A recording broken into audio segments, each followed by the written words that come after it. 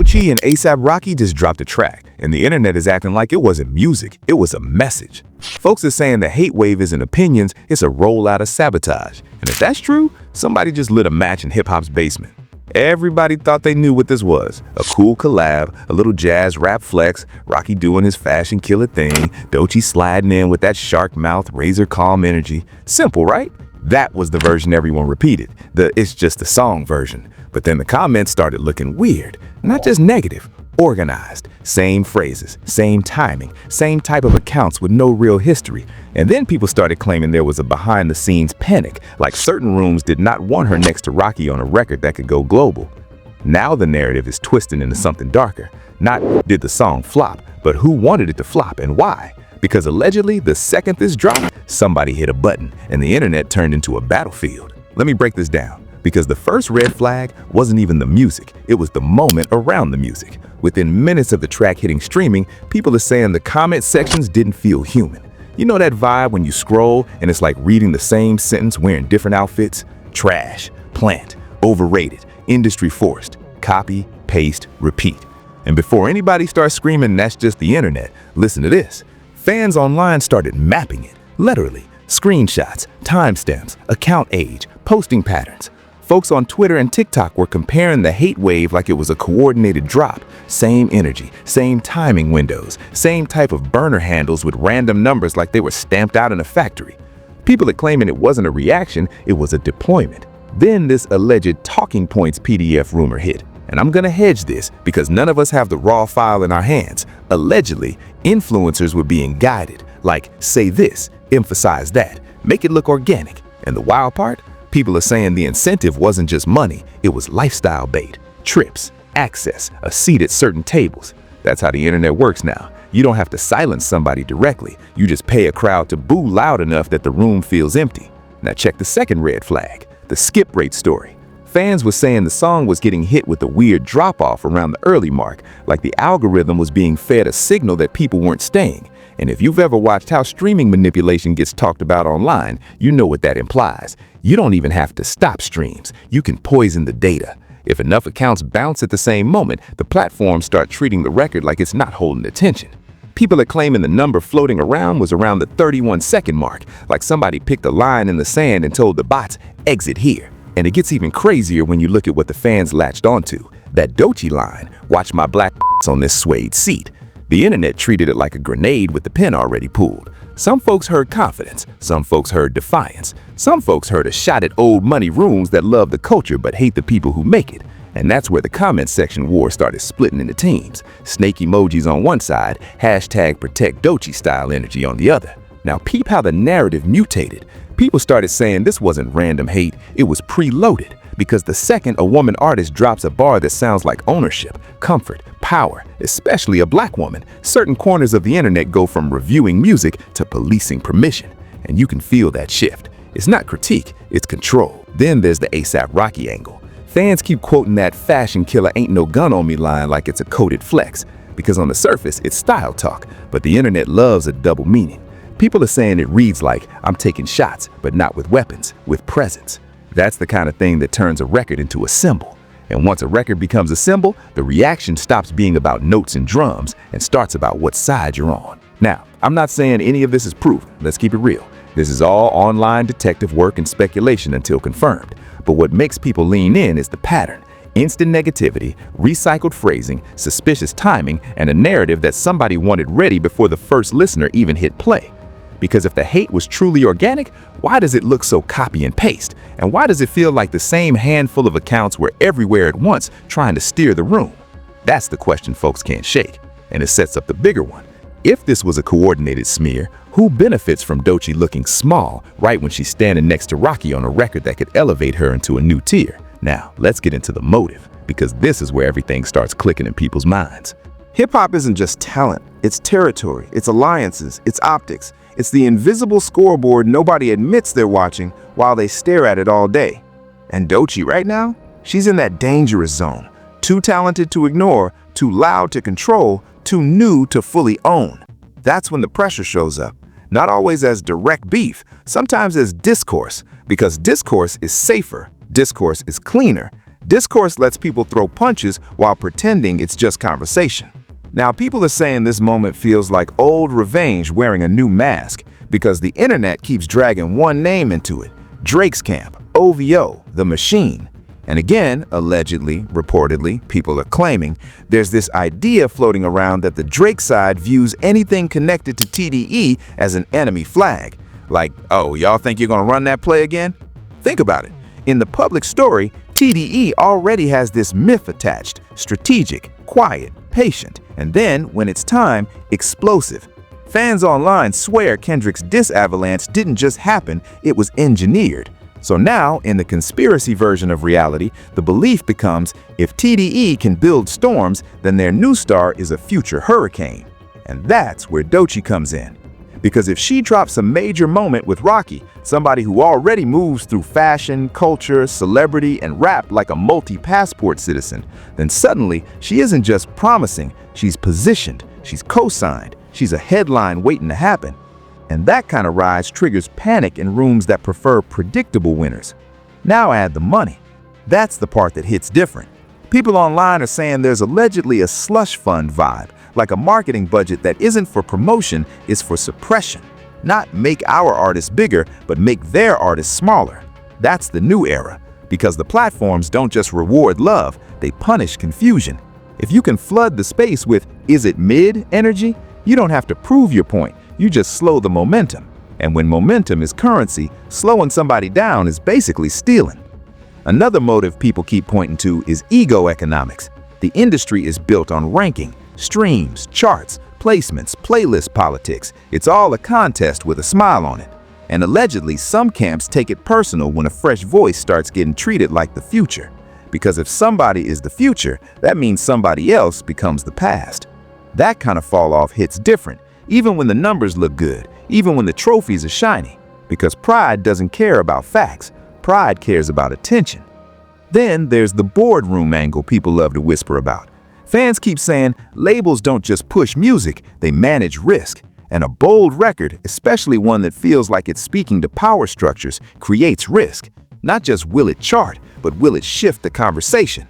And if execs really are terrified of another culture rally moment, then it makes sense why certain people would want the crowd to treat Doechii like a problem before she becomes a solution.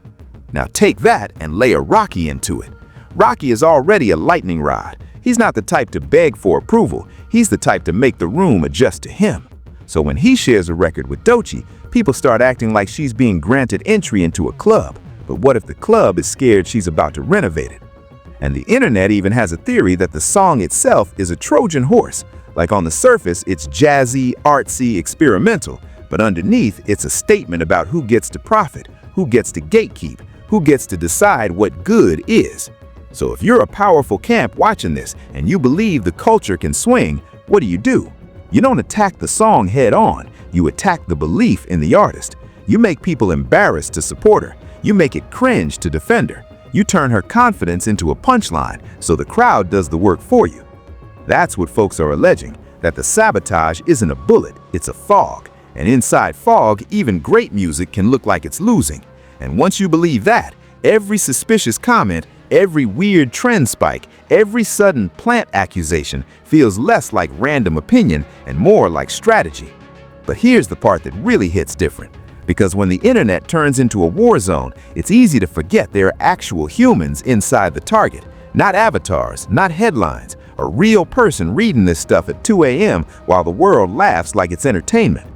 People talk about Doechii like she's built out of armor, like confidence means you don't feel punches, but confidence is usually what you put on top of the bruise. And the way folks allegedly came at her wasn't even just the song is bad, it was personal. It was she doesn't belong. It was she's being forced on us. That language is designed to shrink somebody's space, to make them question the chair they're sitting in, even when they earned it. And it gets even crazier when you see fans describing the shift in the room. One day it's Doechii is different. Next day it's we don't trust her. Same voice, different script. That's why people are calling it sabotage, because it doesn't feel like a natural change of opinion. It feels like somebody turned the temperature down on purpose. Now, I'm not going to pretend I know what she's feeling, but you can imagine what it's like to watch your biggest moment get coated in suspicion like tar, to watch strangers celebrate the idea of you failing, to see think pieces pop up before the music even had time to breathe. And don't forget Rocky in this, because the internet loves turning collabs into blame games. If the record does well, everybody celebrates the chemistry. If there's controversy, suddenly somebody used somebody. And that's messed up because it reduces artists into chess pieces instead of creators. So when people online scream, "Protect her," what they're really saying is, stop letting the machine decide who deserves to win. And if any of these rumors are even half true, that's not just drama, that's psychological pressure as a business model. A whole ecosystem feeding off the idea that tearing someone down is content and we're all supposed to clap like it's normal. That's the sick part. Now this is where things get interesting, because round 2 of the evidence isn't about comments, it's about the song itself. People are claiming the track is layered like a safe, like every luxury reference is doing double duty. On the surface, flexing. On the internet theory level, code. Fans started doing bar-for-bar breakdowns like it was a courtroom transcript. They're saying Princess Cut isn't just jewelry talk. Allegedly, it's referencing blood diamond politics and dirty supply chains. Python isn't just a fashion accessory. People claim it's a symbol for courier routes, high-end bags used to move things quietly. Is that confirmed? No, but the way the internet is reading it, like a cipher. And then there's the mixing theory. This one went crazy on TikTok. People swear the panning puts Doechii heavier on the left channel, Rocky on the right, and as the record builds, they collide center like a sonic metaphor. The have-nots, the haves, and then the moment they meet in the middle. Folks are calling it symbolic wealth redistribution. Again, speculation, but it's the kind of interpretation that spreads because it feels smart when you repeat it. Now, the biggest dark detail rumor is the so-called 911 layer discovery. People are claiming they can hear emergency call texture buried in the mix. Not clear enough to quote, but enough to feel like panic, like someone left real fear in the audio as an ingredient. And I'm going to be careful here. We do not know if that's actually 911 audio. It could be a sample, it could be a synth, it could be a trick of the ear. But fans swear when they isolate certain sections, they hear what sounds like frantic voices, room noise, chaos, like the studio briefly turned into a scene. Then the shell casings on marble thing pops up. Somebody online allegedly posted a timestamp, people ran with it, and suddenly you've got a whole comment section acting like they're forensic audio engineers. That's the internet in 2026. Nobody just listens, everybody investigates. Now add the body language expert flavor that always shows up when stories go viral.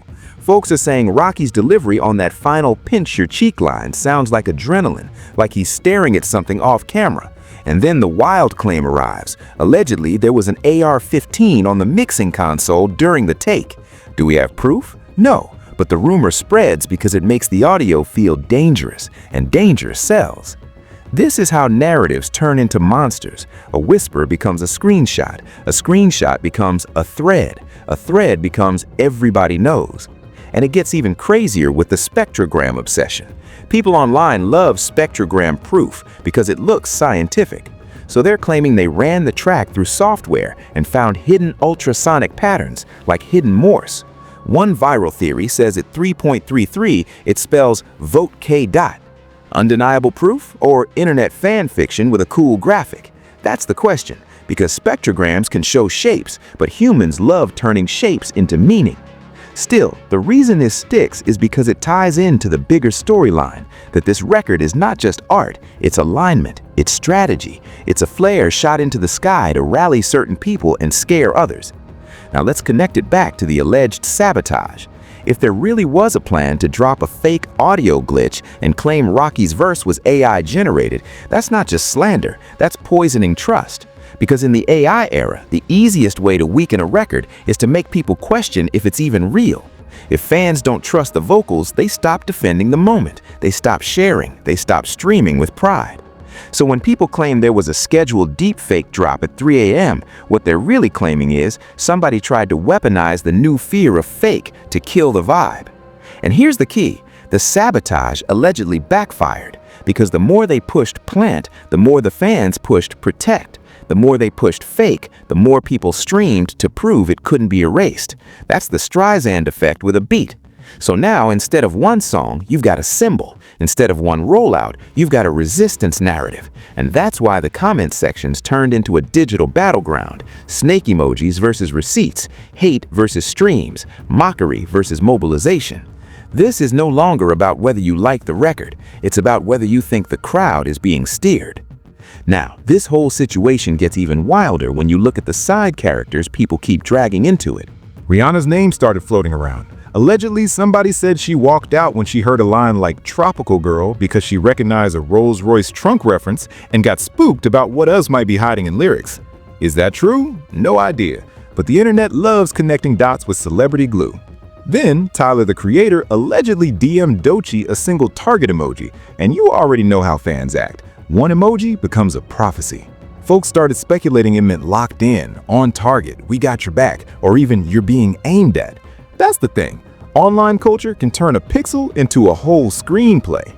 And while all that's happening, the leaked group chat screenshot rumor keeps resurfacing. People claiming they were execs panicking, saying they're terrified she'll rally the culture like Kendrick did.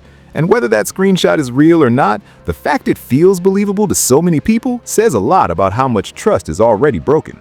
Meanwhile, fans are reposting alleged bot account receipts like it's evidence in a trial. Look at the IP pattern. Look at the registration timing. Look at the marketing firm connection. Even if half of it is wrong, the energy is the same. The audience doesn't feel like they're watching a rollout. They feel like they're watching a fight. And honestly, that's why this moment is so sticky. It's not clean. It's not just music discourse. It's got paranoia, power, and pride all stacked on top of each other. So let's recap in plain language. People are saying Doechii and Rocky dropped a record, and instead of letting the music breathe, somebody allegedly flooded the zone with doubt. But the doubt turned into a rally, and now everybody's picking teams like it's a playoff game. And the more the internet argues, the bigger the record gets.